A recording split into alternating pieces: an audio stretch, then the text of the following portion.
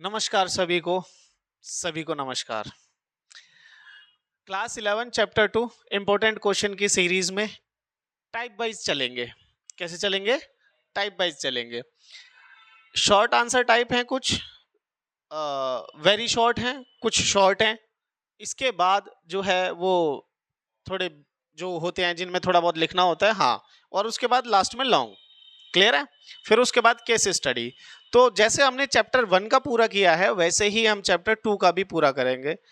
इन questions से बाहर नहीं जाने वाला, इस तरीके के क्वेश्चंस को और भी प्रैक्टिस कर लोगे तो कहानी बन जाएगी। ठीक है, चलिए आइए एक एक करके शुरू करते हैं और सभी एक एक करके सभी क्वेश्चंस को क्या करते हैं, सॉल्व करते हैं। ठीक है, पहला क्वेश्चन देखो, ये क्वेश्चन कई बार पेपर में आया हुआ है। ठीक है, ये क्वेश्चन इंपॉर्टेंट आप इस तरीके से मान लो कि ये अच्छा होता है। ये तो बहुत ही सिंपल क्वेश्चन है, बट ऐसा जैसा ना थोड़ा कभी ट्रिग्नोमेट्री इसमें डाल दी, ठीक है, क्वाड्रेटिक इक्वेशन इसके अंदर डाल दी, तो उसके आधार पर भी पूछता है। ठीक है, कॉन्सेप्ट क्या है, सॉल्व इन तरीके के इस तरीके के क्वेश्चंस को कैसे करते हैं वो मैं सिखा रहा हूं, उसे देखो आप।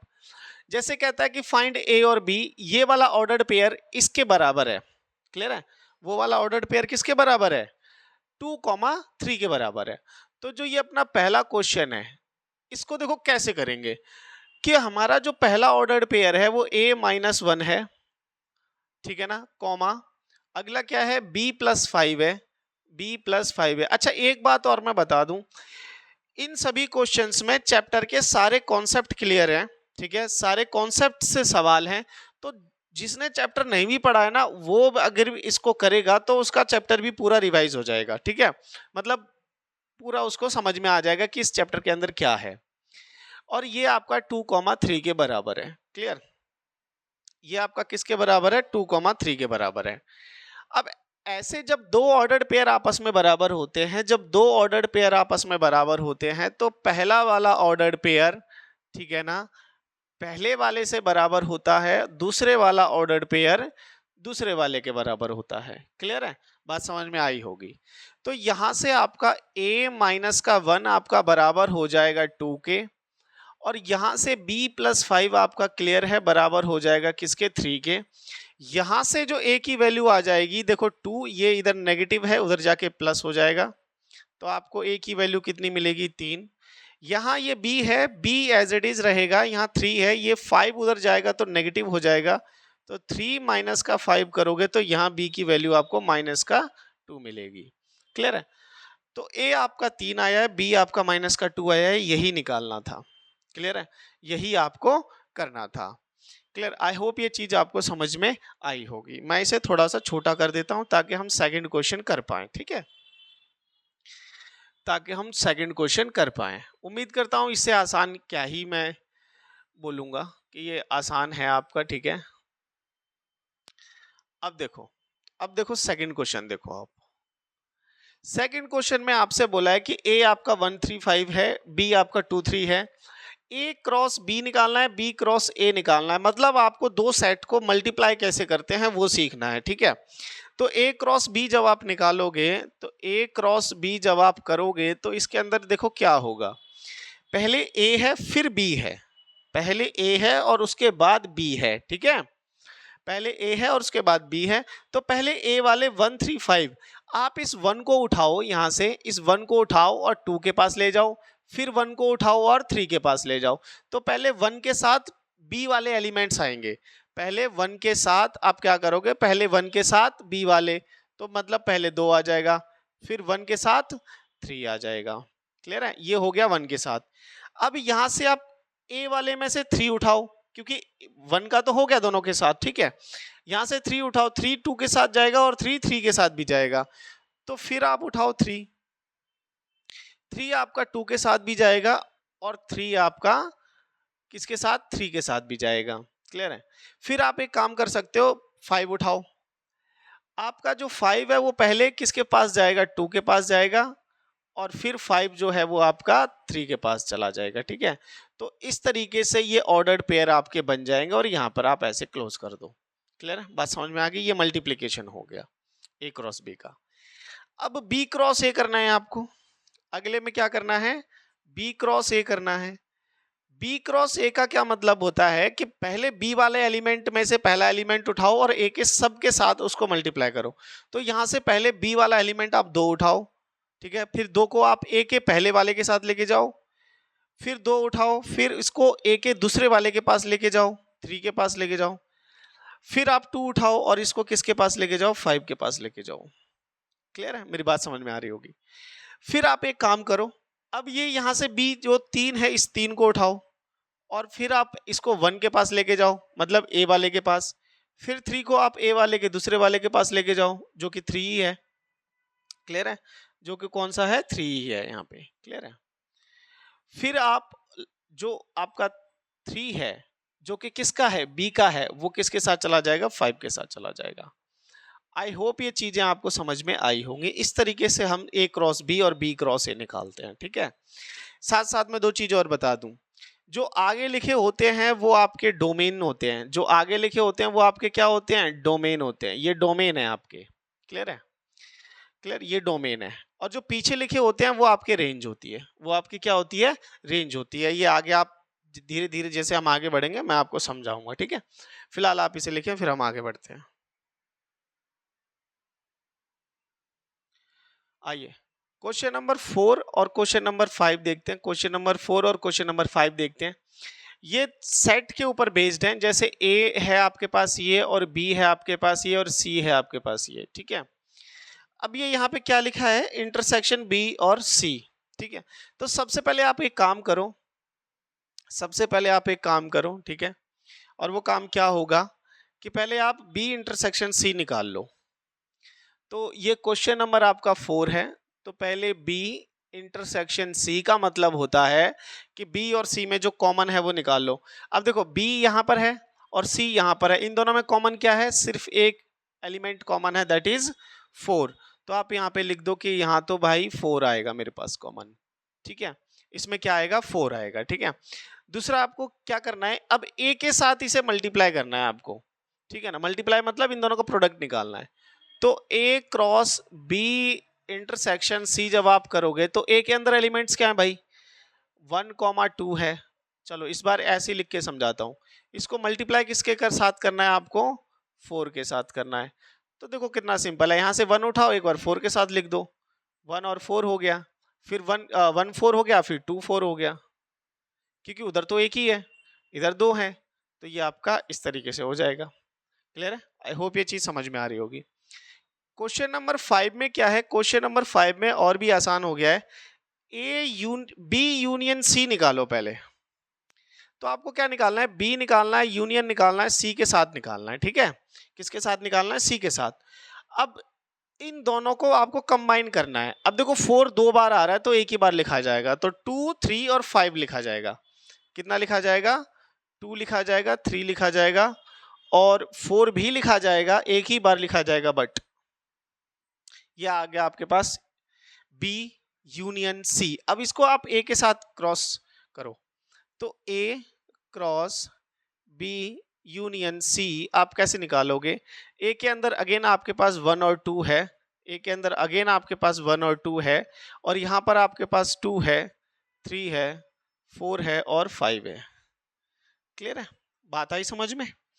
अब आप एक एक करके 1 को इन सबके पास लेके जाओ, यहां से लिखते हैं थोड़ा, ठीक है, थोड़ी स्पेस मिल जाएगी हमें। इस 1 को उठाओ और इन सब के पास लेके जाओ, तो 1 के साथ पहले 2 आ जाएगा, फिर 1 के साथ 3 आ जाएगा, फिर 1 के साथ 4 आ जाएगा, और फिर 1 के साथ 5 आ जाएगा। क्लियर है, फिर आप 2 को उठाओ, 2 को 2 के पास लेके जाओ, 2 को 2 के पास लेके जाओगे तो ये बनेगा, फिर 2 को 3 के पास लेके जाओ, 2 को 3 के पास लेके गए, फिर इस 2 को आप 4 के पास लेके जाओ, 2 4 हो गया। मतलब समझ में आ रहा है, एक इधर का एलिमेंट उधर के सब के साथ क्या करेगा, मैपिंग करेगा। 2 4 हो गया, अब 2 और 5 हो गया। तो इस तरीके से जो है ये आपका एक ए क्रॉस बी यूनियन सी बन गया। ठीक है, यहां पर इसे ऐसे डाल दो ब्रैकेट में। क्लियर है, आई होप ये चीजें समझ में आई होंगी। ठीक है, नेक्स्ट करते हैं, तब तक आप इसे लिखें।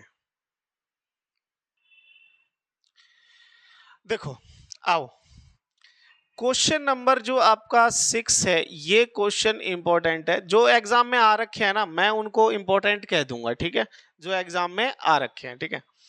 कहता है P के अंदर 1 और 3 है, Q के अंदर 2 3 5 है, find the number of relation P to Q। तो नंबर ऑफ रिलेशन का पहले तो आप कॉन्सेप्ट समझ लो, ठीक है।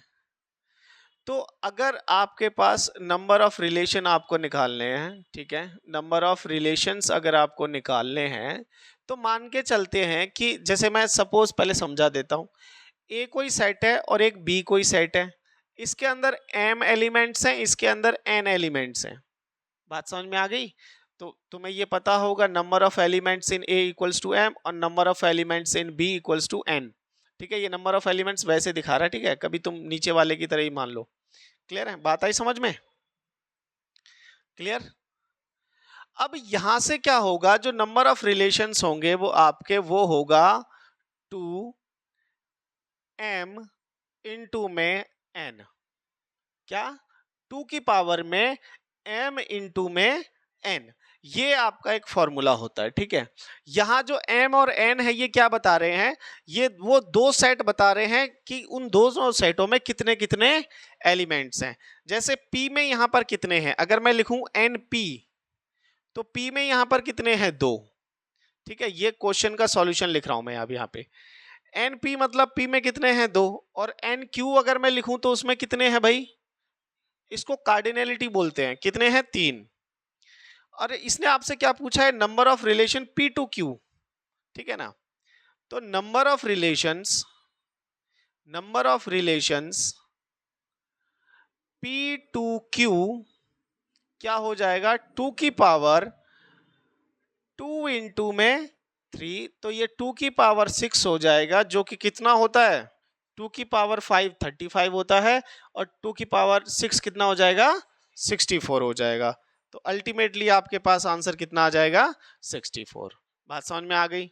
इसी तरीके से आगे इसमें जाए जब हम जाएंगे तो एक नंबर ऑफ रिलेशन फंक्शन वाला भी एक क्वेश्चन आएगा। देखो ये रहा नंबर ऑफ फंक्शन। ये दोनों क्वेश्चन इंपॉर्टेंट हैं जो कि पेपर में एमसीक्यूज में पूछे गए हैं। बात समझ में आ गई? कोई सा भी सेट उठा लेना, आपको कहीं ना कहीं ये मिल जाएंगे, ठीक है। इसे नोट करें, फिर हम आगे बढ़ेंगे। आइए प्यारे बच्चों, अब बात करते हैं क्वेश्चन नंबर 7 पे। ये भी अच्छा क्वेश्चन है। कहता है कि एक रिलेशन है, कहता है कि एक रिलेशन है जो x और y में है, और x और y किसको बिलोंग कर रहे हैं, z को। z बोले तो इंटीजर्स, मतलब नेगेटिव वाले भी सब हैं और पॉजिटिव वाले भी और नेगेटिव वाले भी सब आप यूज कर सकते हो। कहता है कि x का स्क्वायर प्लस y का स्क्वायर आपका 64 होना चाहिए। Then write in roster form, फिर आप x और y को जो है वो पेयर्स में आप लिख सकते हो, ठीक है। मतलब आपको करना क्या है, यहां देखो, आपको क्या करना है कि x का स्क्वायर प्लस y का स्क्वायर आपका कितना है, 64 है। क्लियर है? कितना है, 64 है। मतलब ऐसे दो नंबर आपको ढूंढने हैं जिनको ऐड करने पे कितना बन जाए, उनका स्क्वायर करके ऐड करने पे कितना बन जाए, 64 है। तो क्या तरीका है, कोई बताएगा? तुम में से बताओ, कोई बोलो। नहीं पता? देखो जर्नली क्या है कि 64 आना चाहिए, तो 64 को आप ब्रेक डाउन कर लो। क्या कर लो आप, ब्रेक डाउन कर लो। 64 को आप 2 से करोगे कितना आएगा, 32 आ जाएगा, आधा आ जाएगा। फिर और करोगे कितना आ जाएगा, 16 आ जाएगा, है ना। कितना आ जाएगा, 16 किसका स्क्वायर होता है, 4 का, है ना। 16 किसका स्क्वायर होता है, 4 का। तो और यहां से कितना मिल जाएगा, ये 16 इंटू कितना करेंगे, 4, 16 इंटू 4 करेंगे तो 64 मिलेगा। अब ध्यान से समझना, इन दोनों के प्लेसेस पे मैं इन वैल्यूज को रोटेट करूंगा, ठीक है, क्योंकि ये भी परफेक्ट स्क्वायर है 16, और 4 भी एक परफेक्ट स्क्वायर है। समझ पाए मेरी बात को? और मुझे स्क्वायर ही चाहिए, तो यहां पर कितना रखूं कि मुझे 16 मिल जाए, 4 रखना पड़ेगा मुझे। और यहां कितना रखूं y की जगह कि मुझे 4 मिल जाए। अच्छा एक सेकंड, यहां पर तो हमें इनको ऐड करना है ना, ये तो मल्टीप्लाई में कर दिया हमने, ये तो मल्टीप्लाई में हो गया हमसे, है ना। एक सेकेंड यार। आइए मेरे प्यारे बच्चों, क्वेश्चन नंबर अब हम करेंगे 7। 7 में क्या कहता है कि एक आर एक रिलेशन है जिसमें एक्स और वाई किसको बिलोंग करेंगे, जेड को बिलोंग करेंगे, और X square plus Y square आपका 64 होना चाहिए, और आपको उसको रोस्टर फॉर्म में लिखना है। किस फॉर्म में लिखना है? रोस्टर फॉर्म में लिखना है। ठीक है, तो मेन मुद्दा क्या है, मेन आपको करना क्या है कि ऐसे दो नंबर ढूंढने हैं जिनका स्क्वायर करने पर, वो नेगेटिव पॉजिटिव दोनों भी हो सकते हैं, उनका स्क्वायर करने पे 64 बने। ठीक है, क्लियर है। तो मैं पहले ही बता दूं कि मैं पहले ये चीज कर चुका हूं। ठीक है, ऐसा सिर्फ दो ही पेयर ऐसा जो है वो करते हैं, और वो कौन कौन करता है ध्यान से समझ लेना। आप अगर x की जगह 8 रखोगे तो y की जगह आपको क्या रखना पड़ेगा? 0। यहां अगर -8 रखोगे तो यहां पर कितना रखना पड़ेगा? 0। अगर यहां 0 रखोगे तो यहां कितना रखना पड़ेगा? 8। और अगर यहां 0 रखोगे तो यहां कितना रखना पड़ेगा? -8। क्लियर है। तो ये आपके पास क्या बन गए? ये आपके पास ऑर्डर्ड पेयर बन गए जो इस कंडीशन को क्या करेंगे? सेटिस्फाई करेंगे। इनके अलावा नहीं है। सिंपल सी बात, स्वीट और सिंपल में इनके अलावा नहीं है। तो जो इसने कहा है ना कि इसे रोस्टर फॉर्म में लिखो, तो हमारा जो रिलेशन होगा वो हो जाएगा 8, 0, 0, 8, -8, 0 और 0, -8। क्लियर है? मेरी बात समझ में आ गई? इस तरीके से हम इसे रोस्टर फॉर्म में लिखते हैं। क्लियर? यहां तक, इससे आसान क्या ही होगा।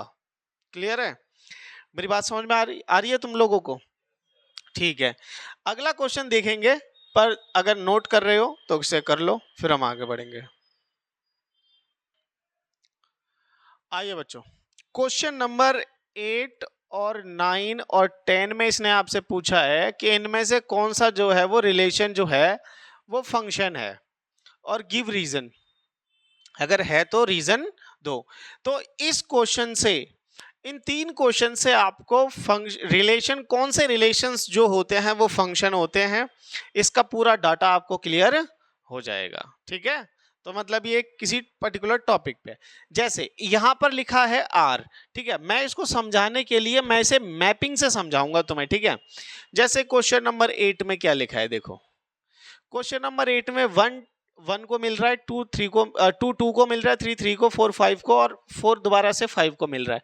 तो एक साइड हम लिख लेते हैं यहां पर ऐसे करके, और एक साइड लिख लेते हैं हम ऐसे करके। ठीक है, इस साइड मेरा है 1, 2, 3 और 4, इस तरफ मेरा 1, 2, 3, 4 है, इस तरफ 1, 2, 3, 4, 5 है, 1, 2, 3 है, 4 है और मेरा 5 है। अब देखना, आप मैपिंग देखना, 1 को जाके मिल रहा है, 1 जो है वो 1 को जाके मिल रहा है, कोई दिक्कत वाली बात नहीं है। 2 को जाके मिल रहा है, 2 को जाके मिल रहा है, कोई दिक्कत वाली बात नहीं है। 3 को मिल रहा है, 4 को मिल रहा है, 3 को मिल रहा है, 4 को मिल रहा है, लेकिन फिर से 4 जाके किसको मिल रहा है? 5 को मिल रहा है। तो यहां पर हुआ क्या? एक एलिमेंट की 2 इमेज हो गई, एक एलिमेंट की 2 इमेज हो गई। फंक्शन की डेफिनेशन क्या कहती है कि इधर वाला जो होता है, जो मैपिंग कर रहा होता है, उसकी एग्जैक्ट 1 इमेज होनी चाहिए। ठीक है, और जब पढ़ाया था ये थ्योरी, जब मैंने कराई थी, तो मैंने तुम्हें समझाया था, इस साइड का कोई भी एक आदमी 2 थालियों में इधर जाके मुंह नहीं मारेगा। क्लियर है? हाँ, ये जरूर हो सकता है कि इधर के 3-4 आदमी मिलके किसी एक थाली में खा लें। ठीक है, 2 थालियों में जाके हाथ नहीं डालना है। बात समझ में आ गई? तो क्या ये फंक्शन बना? नहीं बना। तो लिखोगे no, it's not a function. ठीक है ना, बिकॉज 4 हैज 2 इमेज। 4 के पास कैसी हैं? 2 इमेज हैं। डेफिनेशन क्या कहती है फंक्शन की? एक ही इमेज होनी चाहिए। क्लियर है, बात आई समझ में? तो ये क्वेश्चन समझ में आ गया 8। अब चलते हैं 9 के ऊपर। 9 देखो क्या कह रहा है, ठीक है। 9th क्वेश्चन देखो, 9th क्वेश्चन देखो आप। 9th क्वेश्चन में कहता है कि 2 1 को जाके बिलोंग करेगा, ठीक है। इसको भी बना लेते हैं ऐसा ही,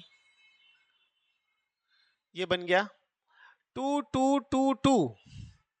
यहां पर खाली 2 है और यहां पर कितना है, 1 है, 2 है, 3 है और 4 है। ये एक बार इसको जाके लिंक कर रहा है, एक बार इसको कर रहा है, एक बार इसको कर रहा है और एक बार इसको कर रहा है। यहां तो हद ही पार हो गई। एक एलिमेंट की कितनी डिफरेंट इमेजेस हैं, 4। डेफिनेशन क्या कहती है, होनी कितनी चाहिए, एक, सिर्फ एक, और वो भी यूनिक।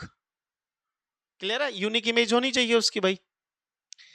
यहां ऑलरेडी 4 हैं तो यही डेफिनेशन फिर से लिख देना, ठीक है ना। 2 हैज 4 इमेजेस, ठीक है ना। सीधे लिख देना, no it's not a function, not a function because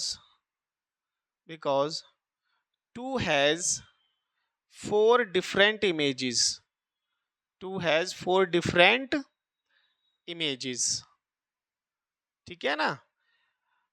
कहानी क्या कहती है, होनी कितनी चाहिए, एक ही होनी चाहिए, ठीक है। इसे नोट करो फिर हम आगे बढ़ेंगे। आइए बेटा क्वेश्चन नंबर 10 देखते हैं, ठीक है। क्वेश्चन नंबर 10 में क्या कहता है, ध्यान से देखो। क्वेश्चन नंबर 10 में कहता है कि 1 2 को जाके 2 5 को 3 8 को 4 10 को 5 12 को 6 भी 12 को जाके मैच कर रहा है। तो हम पहले इस तरफ ऐसा बना लेते हैं, एक ऐसे करके, और इधर भी बना लेते हैं, ठीक है। 1 2 3 4 5 6, 1 2 3 4 5 और 6, क्लियर है। इस साइड 2 5 3 2 5 8 10 2 5 8 10, ठीक है, और 12 ये है इधर। क्लियर है, बात आई समझ में? अब मैपिंग करते हैं। 1 किसको जाके मैच कर रहा है, 2 को, क्लियर है। 2 मैच कर रहा है 5 को, क्लियर। 3 मैच कर रहा है 8 को, 4 कर रहा है 10 को, 5 कर रहा है 12 को, और 6 भी कर रहा है 12 को। अभी थोड़ी देर पहले मैंने आपको बोला था कि इस साइड के 2 आदमी मिलके एक थाली में खाना खा सकते हैं, ठीक है।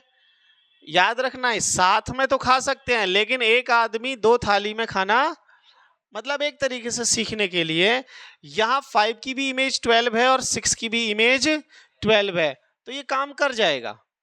ये क्या है, काम कर जाएगा। ऐसे फंक्शंस को बोलते हैं मैनी टू वन।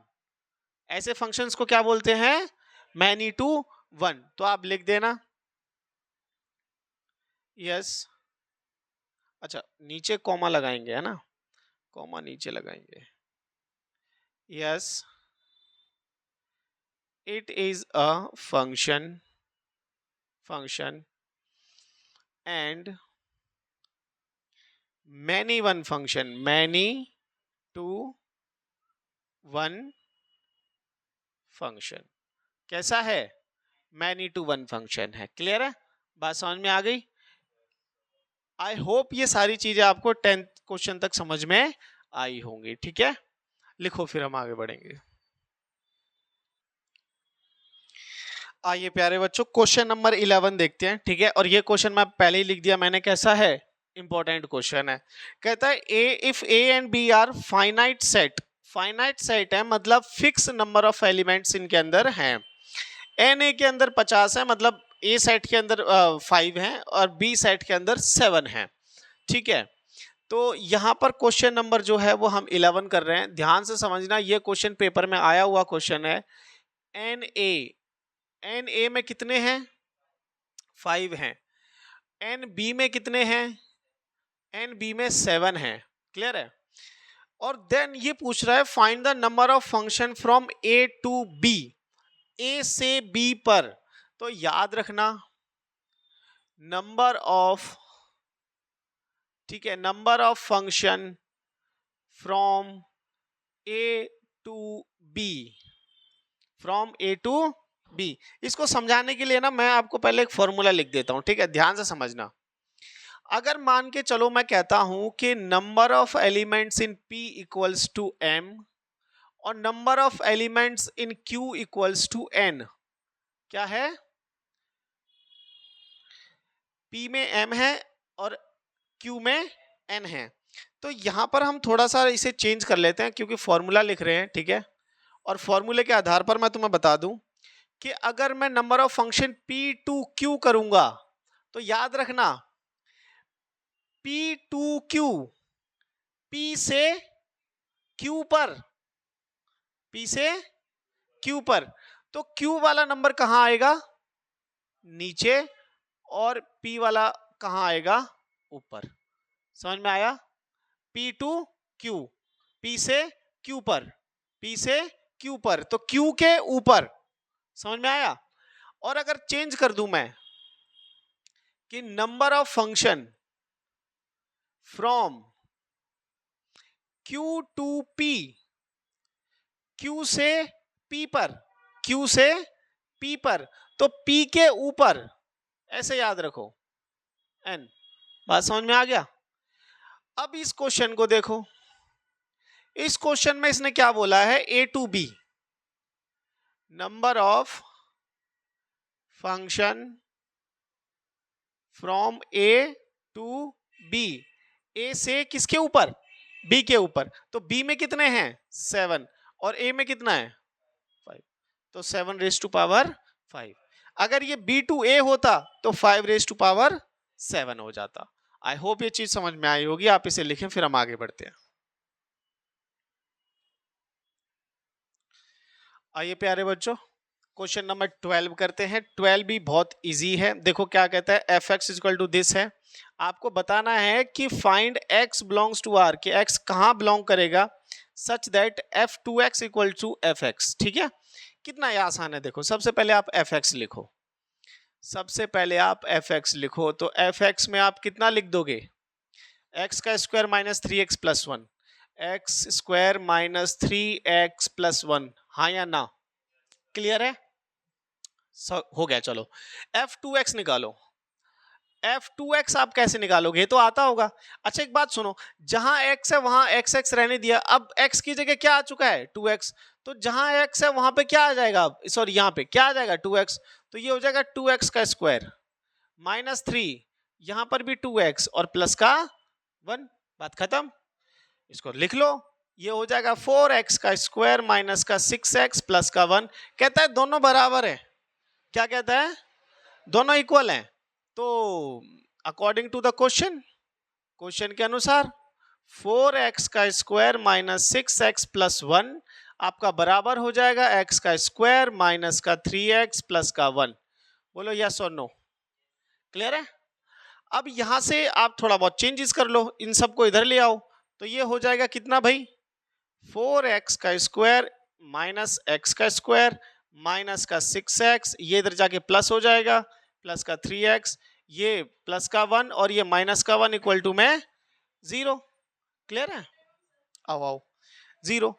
अब देखो यहां पर 4x का स्क्वायर माइनस x का स्क्वायर है, तो कितना बचेगा यहाँ पे 3x का स्क्वायर, यहां पर कितना बचेगा माइनस का 3x, और ये 0 हो जाएगा, तो कहानी खत्म है, तो ये इक्वल टू 0। क्या कॉमन आ रहा है आपके पास 3x, यहां से क्या मिलेगा 3x कॉमन आ रहा है, तो x माइनस 1 मिलेगा। अच्छा अब एक काम करो, ये दो फैक्टर हैं, दोनों को 0 के बराबर रखो, तो 3x इक्वल टू 0 हो जाएगा, और यहाँ से x माइनस 1 इक्वल टू 0 हो जाएगा। यहाँ से x की वैल्यू कितनी आ जाएगी 0, और यहाँ से x की वैल्यू कितनी आ जाएगी 1। तो आपका जो x है वो दो चीजों को वो बिलोंग करेगा 0,1। x किस किस को बिलोंग करेगा 0,1। आई होप ये सारे क्वेश्चंस आपको समझ में आए होंगे। 12 तक आज हमने कर लिया है, नेक्स्ट करेंगे नेक्स्ट क्लास में। Okay, till then take care, bye.